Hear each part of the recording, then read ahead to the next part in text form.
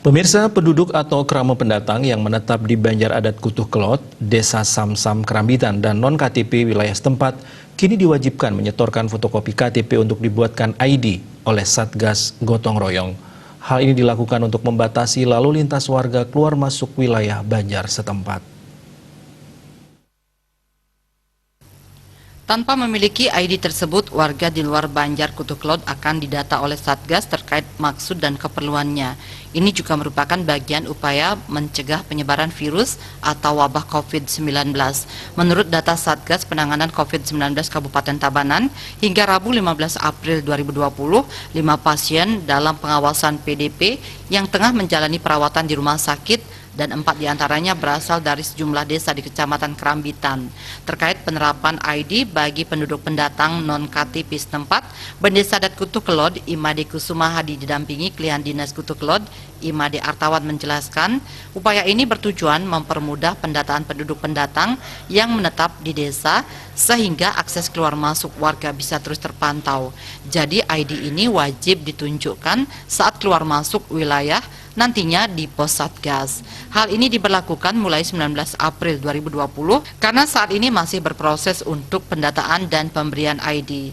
Meski demikian, pembatasan akses keluar masuk wilayah Banjar Adat setempat tentu tidak bersifat kaku. Kendaraan pengangkut barang kebutuhan sembako tetap diperbolehkan melintas. Untuk kendaraan pengangkut barang ini juga sudah dilakukan pendataan sebelumnya. Warga dari desa lain yang hendak bertamu juga masih diperbolehkan namun dibatasi hanya 2 jam. Itu pun maksimal hanya sampai pukul 21 WITA kecuali hal-hal yang bersifat gawat darurat. Ini merupakan upaya untuk bisa memutus penyebaran virus. Di samping itu, kegiatan rutin yang terus dilaksanakan seperti penyemprotan disinfektan 2 kali selama seminggu di tiap-tiap rumah dan pencegahan di pintu masuk wilayah. Ya, terima kasih. Kami ingin mensterilisasi desa adat kami agar betul-betul maksimal dalam hal penanggulangan virus COVID.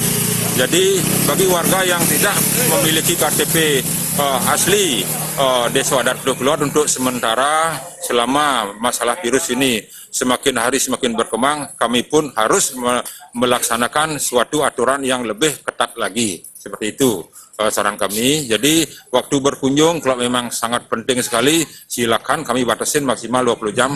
Kalau memang tidak ada kepentingan yang luar biasa masuk ke Desa Adat Kutuh Kelot, selama ini sementara kami larang.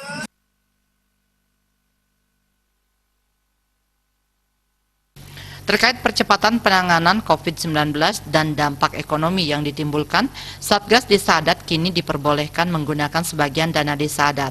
Dana sebesar 50 juta rupiah digunakan untuk penanganan COVID-19 dan 100 juta rupiah lagi untuk membantu ekonomi masyarakat.